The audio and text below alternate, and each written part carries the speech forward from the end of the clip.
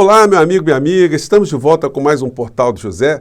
Hoje para mais um encontro com muitas informações importantes e interessantes, agora há apenas 15 dias da posse do presidente Lula como futuro chefe da nação, embora a gente tenha aqui no Brasil alguns grupos que ainda não compreenderam e não estão aceitando essa realidade. O que essas pessoas irão sofrer será uma coisa impressionante.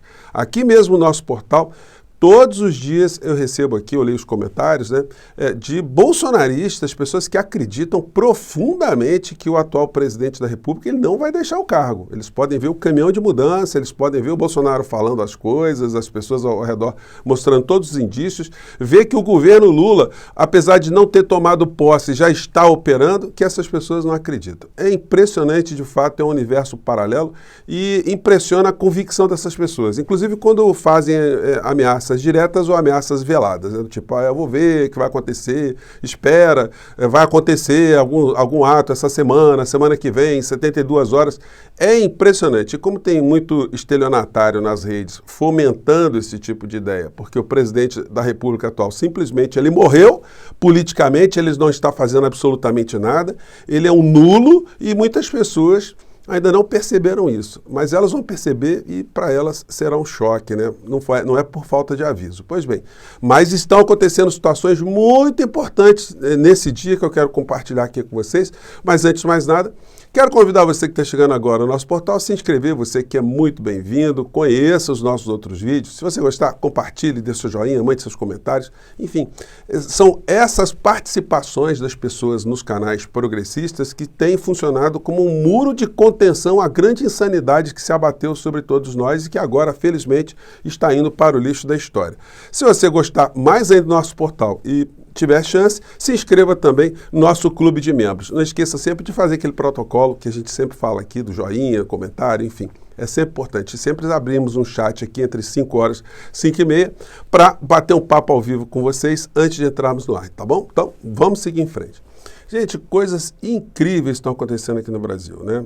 Ontem eu vi a publicação aqui de um documentário do UOL, muito interessante, tem esse título aqui. As vozes de Bolsonaro, : presidente atiçou o povo, mas o abandonou após eleição. E aí vai mostrando aqui um documentário de 16 minutos, que eu vou colocar o link para vocês, eu acho que todo mundo dá para acessar, que foi feito de maneira muito jornalística, né? Os jornalistas aqui, a Carla Araújo, que comandou isso aí do UOL, ela tentou captar, né, o universo da mente das pessoas que seguem Bolsonaro, as crenças, os valores, os perfis dessas pessoas. E, de fato, isso tudo só foi possível, isso ela não fala no documentário, porque houve também uma grande omissão dos grandes veículos de comunicação no combate a esse tipo de monstro que foi crescendo à margem do sistema político brasileiro, à margem da racionalidade, à margem da ciência. Houve sempre um grande interesse corporativo dos grandes veículos de comunicação de não desgastar o governo Bolsonaro além da conta para que ele sofresse impeachment. Vamos lembrar que houve mais de 150 pedidos de impeachment contra Bolsonaro em função dos crimes que ele cometeu à frente da nossa nação. Pois bem, isso tudo teve sempre uma cumplicidade para fins econômicos. E esse documentário é muito interessante porque ele vai mostrando os diversos perfis dessas pessoas comuns. Pessoas que estão se nutrindo dessas desinformações do universo paralelo e elas fizeram, o documentário não diz isso, mas dá para a gente entender que elas fizeram um pacto, né? Eu tenho observado muito isso nas redes bolsonaristas. Um pacto de não conhecimento de qualquer tipo de informação que provenha dos veículos tradicionais de informação, exceto a Jovem Pan, que para eles é a única isenta, entre aspas, né? Então, se forma uma consciência quase uniforme, né? Uma desconsciência uniforme sobre o que acontece na realidade bolsonarista. Eu comento com vocês às vezes, né, que eu troco ideias aqui com motoristas de táxi, que eu sempre pego, Uber e tal, e é impressionante como é que o discurso é uniforme, porque o Bolsonaro ele passou o tempo todo fazendo as mesmas pregações o tempo todo dos mesmos assuntos. Então as pessoas incorporam isso e seguem a sua vida em cima daquilo, mas o mundo delas vai desabar. Bom, e hoje? Hoje a política real, o mundo real está acontecendo. Lula se encontra hoje com os próximos comandantes das Forças Armadas. Então, a pauta, gente, a pauta vai ser aquela que a gente já comentou aqui com vocês. O presidente eleito Luiz Inácio Lula da Silva se reúne nesta sexta-feira, dia 16, pela primeira vez com os futuros comandantes das forças. A expectativa é que o presidente confirme a indicação dos nomes dos oficiais generais já escolhidos em conversa prévia com José Múcio Monteiro. É engraçado o Estadão já se referir a Lula como o presidente, né? De fato é um título vitalício, porque ele já foi presidente e agora será de novo, né? É apenas uma curiosidade aqui. Como o Estadão revelou, Lula também deve manifestar aos comandantes que entende ser urgente pôr fim aos atos de viés antidemocrático no entorno do quartel-general QG do Exército e unidades militares pelo país. O general de Exército Júlio César de Arruda, o almirante de esquadra Marco Sampaio Olsen e o tenente brigadeiro do ar Marcelo Cândido Damasceno são aguardados para a primeira conversa cara a cara com Lula. A lista de comandantes indicados foi confirmada ao Estadão pelo futuro ministro da Defesa e também foi comunicada extraoficialmente aos respectivos altos comandos. Então eles estão se reunindo já com a anuência dos comandantes que estão em exercício, que inclusive havia um boato, né, que eles sairiam dos seus postos antes da entrada do outro governo, o que significaria ali um comportamento, né, de desapontamento ou de rebeldia, de não aceite ao futuro presidente da nação. Bom, isso está sendo desfeito, eles ficarão até o final, mostrando, por outro lado também, uma acentuação do enfraquecimento de Bolsonaro. Está aí os comandantes, né? Marinha, Exército e Aeronáutica. Já fiz um vídeo sobre essa situação. E por onde andará o presidente ainda oficial do nosso país sem trabalhar? Gente, eu pergunto a qualquer pessoa, como é que a gente chama uma pessoa que ganha sem trabalhar? E mais, né? Uma pessoa que deveria fazer uma coisa e não faz. Vulgarmente, a gente diz que essa pessoa é uma vagabunda, uma pessoa que é um vagabundo, que não trabalha. É uma pessoa que está praticamente no abandono de emprego. Se você tem um funcionário, você precisa de alguém que está te prestando um serviço mesmo que eventual, e essa pessoa não comparece, como é que você fica? Como é que o problema... Ou a pessoa é inútil, de fato, a falta dela não faz falta, ou de fato você está sofrendo uma lesão muito grande, né?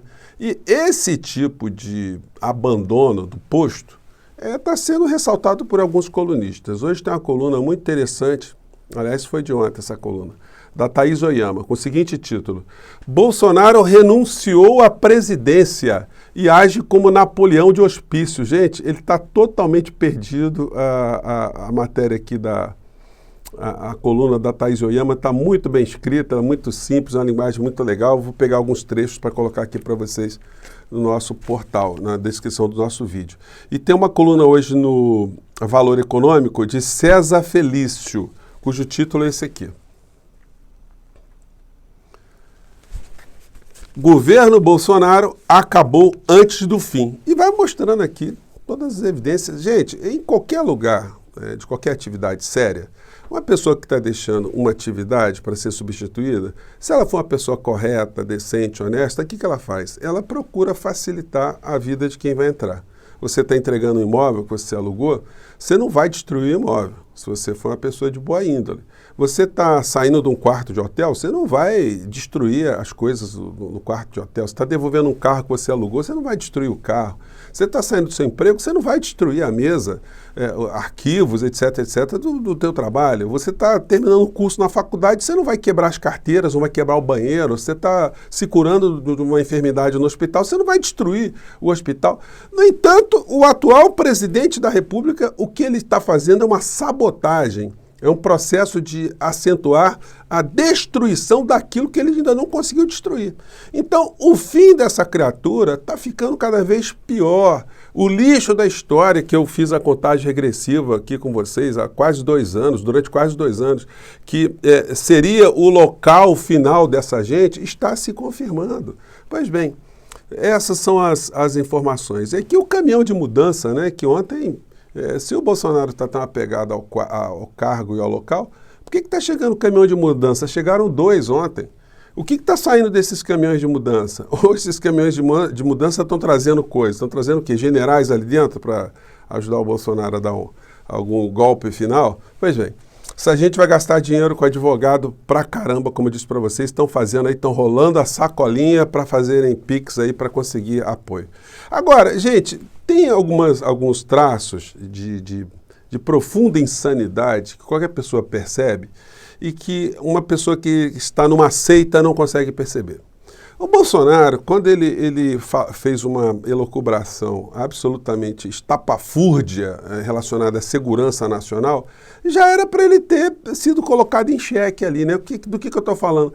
Quando ele, reagindo à eleição de Biden nos Estados Unidos, ele soltou uma ideia que o Brasil deveria ter condições bélicas, né? Que nós estávamos aqui muito fortalecidos para enfrentar qualquer tipo de cerco econômico, algum tipo de bloqueio econômico provocado pelos Estados Unidos em razão da destruição da natureza aqui do nosso país. Se você esqueceu, vamos relembrar aqui, né? A gente não vai ver mais essa criatura, então os últimos lampejos aqui, mas esse aqui foi um indicador de alta insanidade. Vamos lá. Candidato à chefia de Estado, dizer que se eu não apagar o fogo da Amazônia, levanta barreiras comerciais contra o Brasil? E como é que nós podemos fazer frente a tudo isso? Apenas a diplomacia não dá, né, Ernesto? E quando acaba a saliva, tem que ter pólvora, senão não funciona.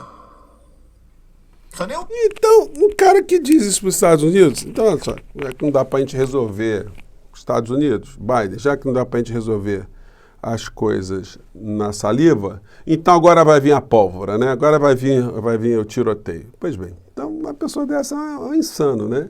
E aí, paralelamente a tudo isso, há discussões ainda sobre Mercadante, Haddad, enfim, qualquer nome que Lula venha a indicar será objeto de críticas por todos os lados. O que importa profundamente no governo que vai entrar é a sua linha política, a sua determinação de fazer com que não haja nenhuma possibilidade de corrupção nesse governo, que isso seja um mantra para não dar nenhum tipo de espaço aos opositores que vão ficar o tempo todo no ar, atacando, fazendo críticas e usando situações eventuais para desacreditar e desmoralizar e destruir o governo. Então, essa tem que ser uma meta geral. A questão de nome, gente, é muito subjetiva, né? Porque você pode colocar uma pessoa muito íntegra, mas numa estrutura absolutamente corrompida, vai ser difícil. E do mesmo modo, se você tem uma estrutura muito ruim, rígida, com corrupto ali, ele sempre acaba dando um jeitinho também. Então, a governança do Estado brasileiro é que tem que ter estruturas muito eficientes, muito transparentes e uma determinação ética, moral do governo central de que todos os atos que tiverem algum tipo de irregularidades serão combatidos pelo próprio governo em tempo real, instantaneamente, inclusive com exposição pelos veículos de comunicação.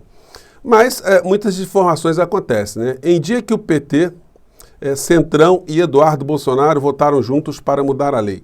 Mudança da lei das estatais, aprovada de forma relâmpago na Câmara, não teve oposição do atual governo. A alteração tende a beneficiar Mercadante, é a visão da Veja aqui. Então, o Eduardo Bananinha, Carla Zambelli, o PL todo, votaram a favor, então, do Mercadante.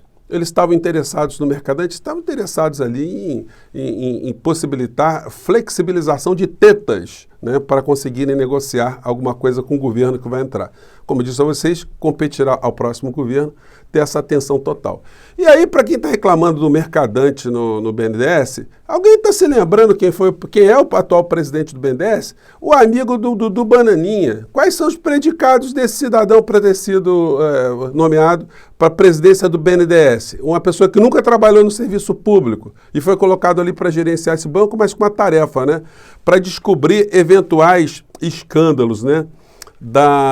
A famosa caixa preta que ele foi escalado para identificar. Mas aí, o que ele consegue descobrir depois de uma auditoria que gastou 48 milhões de reais do povo brasileiro? Nada de ilegal foi encontrado no BNDES, diz Montesano, sobre auditoria. Aqui a cara do rapaz, né, do cidadão. Enfim, o Bolsonaro mais à frente teve que admitir isso também. Bolsonaro diz que o BNDES não tem caixa preta. Eu também pensava que era. Então, gente, nós vamos ter discussões políticas melhores, né, daqui a partir do dia 1º de janeiro, porque, por enquanto, a gente tem que lidar com a insanidade das criaturas que acreditam que haverá uma ruptura. Para essas pessoas, a gente só tem que mesmo desejar um bom tratamento psiquiátrico. Gente, eu fico por aqui, vamos acompanhar os atos hoje ao decorrer do dia, essa reunião do Lula com os comandantes militares, mas tudo está mostrando que esses quartéis vão ficar limpinhos a partir do dia 1º de janeiro nas suas frentes, e essas pessoas vão ter muitos problemas a partir daí, tá bom? Fico por aqui, um grande abraço, mais tarde a gente se encontra. Tchau!